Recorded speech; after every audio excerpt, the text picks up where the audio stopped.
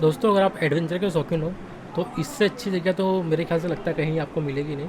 और यहाँ पे काफ़ी क्योंकि हर चीज़ प्राकृतिक चीज़ें हैं यहाँ पे, और पानी भी कहाँ से आता है कहाँ जाता है किसी को कुछ पता नहीं है। दोस्तों ये खटखटा सुर जो यहाँ पे राक्षस था, और यहाँ से हमारी गोदावरी गुप्त हो जाती है इस कुंड के बाद से।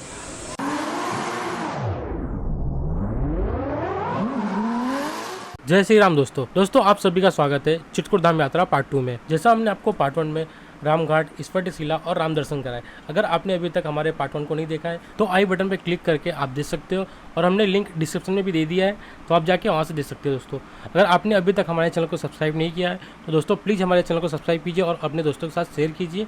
तो हम चलते हैं चित्रकूट धाम यात्रा पार्ट 2 की शुरुआत करते हैं। दोस्तों हम राम दर्शन करने के बाद हम अभी पहुंच जाते हैं माता अनसुईया जी के आश्रम में, और यहाँ से समथिंग 500 मीटर की दूरी पे है, और हमने अपनी गाड़ी अपने यहाँ पार्क कर दी है, और अभी यहाँ से हमको पैदल चल के जाना पड़ेगा। और आप देख सकते हो सामने यहाँ पे काफ़ी सारे पेड़ पौधे और पूरा वन। और दोस्तों जैसे आप विकलांग हो और आप यहाँ से जाना चाहते हो तो यहाँ पे व्हील चेयर के लिए भी सुविधा दी गई है। तो अभी हम देखते हैं, 2 व्हील चेयर हमने देखी थी, तो हम बात करते हैं। सर व्हील चेयर का चार्ज कितना होता है? 100 रुपया अप डाउन का। और दोस्तों अभी हमने पता किया तो व्हील चेयर का अगर आपको यूज़ करना चाहते हो तो यहाँ पे 100 रुपये चार्जेस हैं। तो अभी हम चलते हैं यहाँ से अंदर की तरफ माता अनसुईया के आश्रम पे, और आपको अंदर दिखाते हैं दोस्तों। और दोस्तों आप देख सकते हो अब इधर से हमको पैदल जाना पड़ेगा, और इसी बीच में काफ़ी शानदार नज़ारे और आप देख सकते हो। और दोस्तों हम फाइनली पहुंच जाते हैं माता अनसुईया जी के आश्रम पर, आप देख सकते हो कितना खूबसूरत बना हुआ है। और आप ऊपर देख सकते हो सप्त ऋषि जी बैठे हुए, 7 ऋषि ऊपर एक साथ बैठे हुए, और उसके ऊपर पीछे साइड पूरे पहाड़ है। तो दोस्तों चलते हैं यहाँ की प्राचीन कथाओं के बारे में, हम यहाँ के महाराज जी से पूछते हैं कि यहाँ की क्या कथाएं हैं और माता अनसुईया कौन थी, और उनकी जो कथाएं, उनकी जो कहानियाँ हैं, तो हम उनसे पूछते हैं। चलिए। माता अनसुईया और त्रिमुनि यहाँ तपस्या करते थे। इस पहाड़ का नाम है महेंद्राचल पर्वत। महेंद्राचल पर्वत, इस पहाड़ का नाम है महेंद्राचल पर्वत। यहाँ तपस्या करते थे माता जी। अत्रि मुनि के साथ ही तपस्या करते थे। फिर अत्रि मुनि समाधि में बैठ गए। जब समाधि में बैठ गए तो 80 वर्ष बैठे रह गए। माता जी एक पैर में खड़ी नहीं। जब उन्होंने आँख खोला तो उन्होंने पानी मांगा, क्यों 12 वर्ष से पानी हुआ नहीं था। जब पानी मांगा तो ये नहीं कहा कि पानी बारिश नहीं हुई है, वो सगल भ्रमण करते हैं। जब कहीं पानी नहीं हुआ तो नर्मदा जी के आश्रम में गए। नर्मदा जी बोले कि मैं अपनी तपस्या से प्राण रखे हूँ, यहाँ माता जी कोई पानी नहीं है। तो माता जी अपने तपोबल से गंगा जी को स्मरण किया। गंगा जी की आकाशवाणी हुई, कमंडल ऊपर कमर भर देती हैं। जब कमंडल भर गया तो माता जी बोली, गंगा माई बोली, अनसुईया क्या चाहते हो? तो अनसुईया बोली कि हर नदी नाले सूख जा पर तुम हमेशा बहती रानी बहरे मंदाकिनी गंगा। मंदाकिनी नदी, इसका नाम है मंदाकिनी गंगा। हाँ। इसके बाद नारद जी कहीं भ्रमण करते हुए आए। नारद जी देखा, बोले मृतलोक में मंदाकिनी गंगा। तो स्वर्ग को गए ब्रह्माणी, उमा रमा ब्रह्माणी से बोले कि तुम कुछ भी सती नहीं, जितने सती अनसुईया है। चित्रकूट पावन परम खगमर करत हार, अनसुईया सबसे बड़ी अत्रि मुनि की नार। सबसे बड़ी सतियों में सती महासती हुई है इनका। फिर ब्रह्मा विष्णु महेश को उन्होंने भेजा कि जाए उनकी जो है परीक्षा लीजिए। तो ब्रह्मा विष्णु महेश आए तो साधु का वेश बना कर आए। बोले माता जी हमको भोजन कराइए। बोले आप गंगा जी नहा के भोजन तैयार करें। उस समय जो भी फल फूल रहा होगा तो माता जी ने तैयार किए। जब नहा के पहुँचे साधु वेश में तो माता जी बोले बैठ जाइए। बोले माँ ऐसे हम भोजन नहीं करें। बोले कैसे करो? बोले आप निवस्त्र हो जाइए। बोले निवस्त्र? बोले हाँ निवस्त्र हो जाए, गोद में बैठा के अपने हाथ से खाना खिलाओ। तो माता जी सोचे कि साधु संग में ये बात होती नहीं, इसमें कोई राज है। तो उन्होंने आंख बंद करके अपने पति परमेश्वर अत्रि मुनि को याद किया। अत्रि मुनि भ्रमण में थे। उन्होंने कहा अनसुईया तुम्हारी परीक्षा हो रही है, ब्रह्मा विष्णु महेश हैं, तो कमंडल का पानी डालिए, 6 महीने के बालक बन जाएगा। कमंडल का पानी 6 महीने के बालक बन के एक रूप के एक हाइट के बराबर से बना दिया। जब 6 महीने बीत गए तो तीनों देवियाँ वहाँ से आएंगी। उमा रमा ब्रह्माणी बोली माता जी हमारे पति दे दीजिए। तो अनसुईया माई बोली ये पहले बताओ 30 साल के तुम्हारी उम्र 6 महीने का बच्चा, कि तुम्हारा पति कैसे हो सकता है? बहुत लज्जित हुई। इसके बाद उन्होंने प्रणाम किया, हाथ जोड़ा, वो शर्मिंदा मत करिए। बोले ठीक है, अपना पता पहचान लो। पहचानने में इनकार नहीं, क्योंकि उतनी बड़ी सती नहीं थी। तो फिर कहा माँ जैसे खुश बना दीजिए। तो अति मुनि बोले कि इनके बस की बात नहीं। तो उन्होंने फिर कमंडल का पानी डाला, ब्रह्मा विष्णु महेश बन गए। तो जब जाने लगे तो माता जी रोने लगी। तो भगवान विष्णु बोले कि माँ क्यों रो रहे? बोले किसी माँ के दिल से पूछो, उसका पलना जब खाली हो जाता है उसके दिल से पूछो। 6 महीना मेरा पलना भरा रहा, 1 सेकंड में खाली हो गया। तो बोले माँ फिर क्या कहे? बोले तुम्हारे समान हमको पुत्र चाहिए। बोले हमारे समान तो पुत्र नहीं हो सकता, हमारे अंश के पुत्र होंगे। तो भगवान विष्णु से दात्रातेय, शंकर भगवान से दुर्वासा ऋषि और ब्रह्मा जी से चंद्रमा ऋषि 3 पुत्र देकर आलोप हो गए। माता जी की ये कहानी है। सतियों में सबसे बड़ी सती महासती अंसुईया है। इसका रामायण काल से क्या संबंध है? यहाँ पे राम जी यहाँ पे आए थे और सीता जी ये यहाँ पे- हाँ, राम जी यहाँ आए थे जब हम वनवास हुआ था। तो ये वनवास राम जी का त्रेता में हुआ था। माता अंसुईया सतयुग से त्रेता तक रहेंगी। हाँ, सतयुग में मन शत्रुपा इनके नानी नाना थे। मन शत्रुपा जो सृष्टि बनी है, इनके नानी नाना थे। कि जब भगवान राम का जब वनवास हुआ तो यहाँ पे सीता जी को उपदेश दिया था। तब सीता जी को एक साड़ी दिया था कि सूर्य निकलते 9 कलर बदलेगी, 12 वर्ष न गंदी होगी न मैली होगी। बराबर। दिव्य वस्त्र दिया था। तो वही साड़ी जब लंका में हरण हुआ, सीता जी लंका में थी, तो मंदोदरी साड़ी भिजवाया था। तो माता जी ने कहा था कि मेरी माता अंसुईया ने साड़ी दिया जो इससे आप कहीं नहीं साड़ी मिल सकती, 12 साल न गंदी होगी न मैली होगी, सूर्य निकलते 9 कलर बदलेगी, दिव्य वस्त्र था।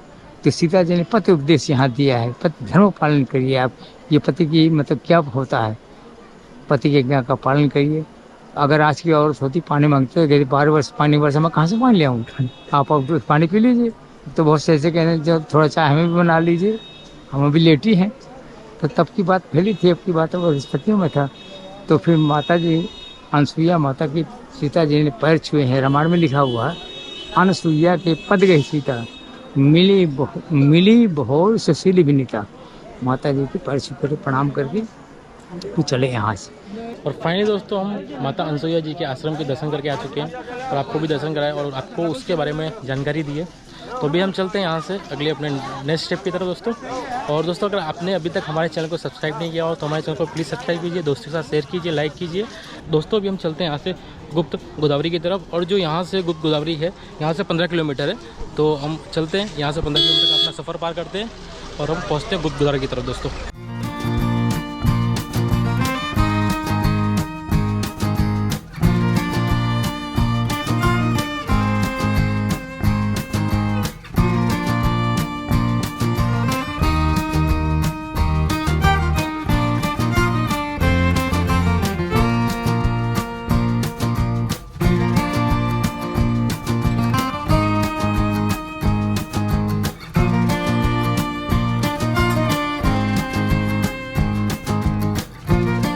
और दोस्तों 15 किलोमीटर का सफ़र करने के बाद हम पहुंच जाते हैं गुप्त गोदावरी। और जहां पे हम 20 रुपीज़ की फिर से पार्किंग स्लिप लेते हैं। और पार्किंग स्लिप लेने के बाद हम चलते हैं गुप्त गोदावरी। यहाँ से 150 मीटर आपको पैदल चलना होगा।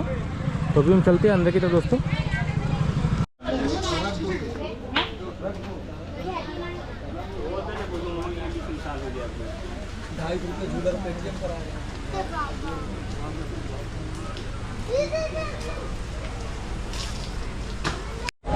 और दोस्तों फाइनली पहुंच चुके हैं हम गुप्त गोदावरी के पास।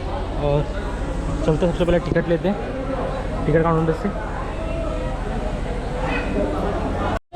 तो चलिए दोस्तों फाइनली हमने टिकट ले लिए और अभी हम चलते हैं यहाँ से अंदर की तरफ दोस्तों। और यहाँ पे थोड़ा सा हल्का सा बारिश का मानसून होता हुआ। और ये गुप्त गोदावरी का पानी है जो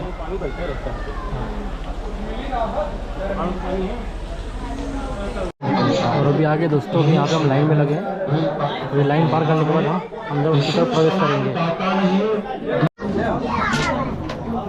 और अभी दोस्तों हम पहुँच चुके हैं गुप्त गोदावरी के अंदर। और अभी हम यहाँ पे पहुँच चुके हैं सीता कुंड के पास। तो अभी हम चलते हैं यहाँ की जानकारी महाराज जी से लेते हैं और आपको भी बताते हैं कि यहाँ की आस्थाएँ क्या है और यहाँ की प्राचीन चीज़ें क्या हैं। तो हम चलते हैं महाराज जी के पास और यहाँ की जानकारी लेते हैं। ये गोदावरी नदी दक्षिण भारत में होती हुई महाराष्ट्र प्रभु श्री राम से मिलने के लिए आए धनुष के नाम से प्रकट होती है।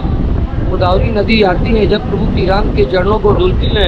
प्रभु से विनय करती है, प्रभु मेरा भेद खोलने ना पाए, किसी नदी नाले के रूप में नहीं बहना चाहिए।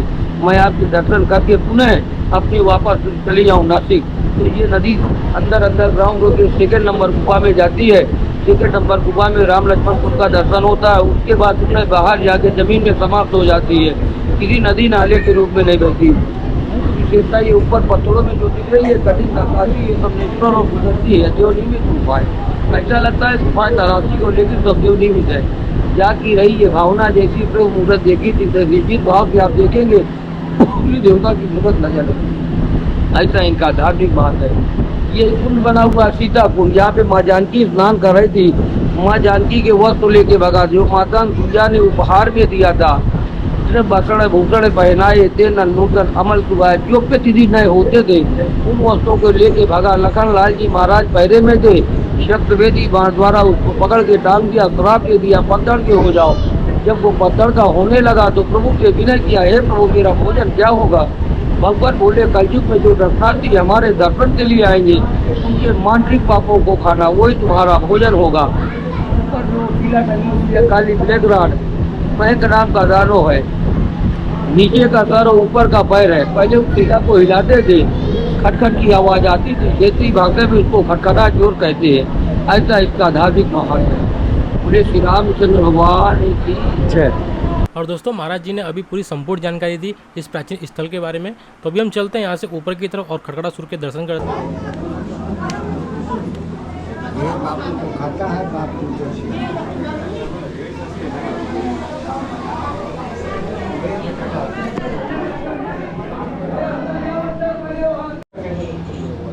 दोस्तों ये खटखटासुर जो यहाँ पे राक्षस था।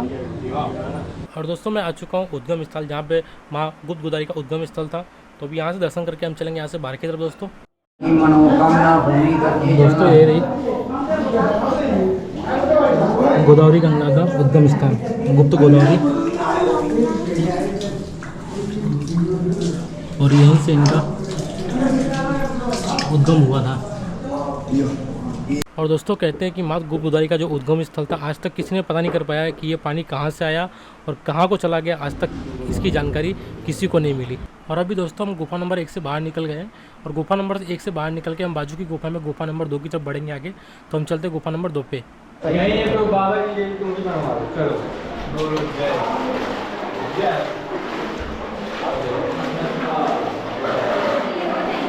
तो दोस्तों ये गुप्त गोदावरी है जो अंदर पहाड़ों से आती है। दोस्तों एक गुप्त गोदावरी पहाड़ों के अंदर से आती है और अंदर से ही निकल जाती है।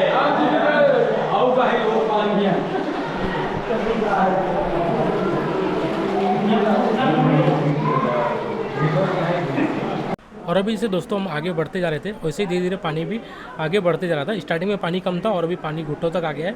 और कहते हैं कि बारिश के टाइम पे यहाँ पे पानी छाती तक चला जाता है, तो उस समय गुफा को जो प्रवेश द्वार होता है वो बंद कर दिया जाता है। तो अभी हम चलते हैं अभी, और यहाँ पे काफ़ी फर्तीली जगह है, काफ़ी नीचे पत्थर भी लग रहे हैं और आपको चप्पल उतार के आना पड़ेगा, क्योंकि ये गुप्त गोदावरी और यहाँ पे सब पानी भी पीते हैं। तो और धार्मिक जगह भी है, तो इसलिए हम चलते हैं अभी आगे की तरफ। और काफ़ी भीड़ लगी हुई है आगे अंदर की तरफ। और यहाँ पे एक तरफ से जाने देते हैं, और जब पूरा खाली हो जाए अंदर फिर आपको एंट्री मिलेगी, कि जिससे मतलब आपको दिक्कत नहीं हो अंदर। तो अभी काफ़ी सारा पानी भरा हुआ है, तो अभी हम चलते हैं यहाँ से अंदर की तरफ। दोस्तों अगर आप एडवेंचर के शौकीन हो तो इससे अच्छी जगह तो मेरे ख्याल से लगता है कहीं आपको मिलेगी नहीं। और यहाँ पे काफ़ी, क्योंकि हर चीज़ प्राकृतिक चीज़ें हैं यहाँ पे, और पानी भी कहाँ से आता है कहाँ जाता है किसी को कुछ पता नहीं है। और यहाँ पे जो पत्थर सिलाई भी बनी हुई है वो सब कोई नक्काशी की नहीं गई है, ये सब प्रकृति ने खुद बनाई है। तो इससे अच्छी जगह तो मेरे को लगता नहीं है, मैंने आज तक कभी देखी है। तो अभी हम चलते हैं अंदर दर्शन करके फिर निकलेंगे बाहर की तरफ दोस्तों। और अभी दोस्तों यहाँ पे रास्ता इतना सकरा हो गया है कि यहाँ से खाली एक आदमी ही निकल सकता है, सामने से भी कोई नहीं आ सकता। तो इसलिए सबसे पहले सबको दर्शन करने देते हैं, जब निकल जाते हैं तब फिर हम लोग को एंट्री मिलती है। तो अभी हमने दर्शन कर लिया है, क्योंकि वहाँ पे बहुत ही कम जगह थी, वहाँ पे लाइट की भी सुविधा नहीं थी, तो इसलिए हमने वहाँ पे शूटिंग नहीं कर पाए। तो अभी हम दर्शन करके यहाँ से निकल रहे बाहर की तरफ। और आप देख सकते हो कितने शानदार नज़ारे दिख रहे हैं और कितनी अच्छी गुफा दिख रही है। तो अभी हम चलते हैं, क्योंकि काफ़ी पानी भर गया था आगे अंदर की तरफ, आप देख सकते हो यहाँ पे घुटने तक पानी आ गया है। तो अभी हम चलते हैं बाहर की तरफ। आप जैसे जैसे बाहर निकलते जाओगे वैसे वैसे पानी की मात्रा भी कम होती जाएगी। तो अभी हम चलते हैं यहाँ से बाहर की तरफ दोस्तों। और अभी दोस्तों हमने आपको गोदावरी का उद्गम स्थान और जो उसका अंतिम स्थान है, जो यहाँ से गुप्त गोदावरी हो जाती है, तो आपको वो भी दिखा देते हैं। अभी हमने आपको गोदावरी का उद्गम स्थान दिखाया, सीताकुंड दिखाया, और यहाँ से हमारी गोदावरी गुप्त हो जाती है इस कुंड के बाद से। तो इस कुंड के बाद से गोदावरी कहाँ जाती है और किसी को नहीं पता। और दोस्तों आज का हमारा पार्ट 2 यहीं तक। हम मिलेंगे आपको पार्ट 3 में। हम आपको पार्ट 3 में कांतानाथ जी के दर्शन कराएंगे, हनुमानधारा घुमाएंगे और भरतकूप घुमाएंगे। तो हम चलते हैं दोस्तों, आपसे विदा लेते हैं। अगर आपने अभी तक हमारे चैनल को सब्सक्राइब नहीं किया हो तो हमारे चैनल को प्लीज़ सब्सक्राइब कीजिए, अपने दोस्तों के साथ शेयर कीजिए।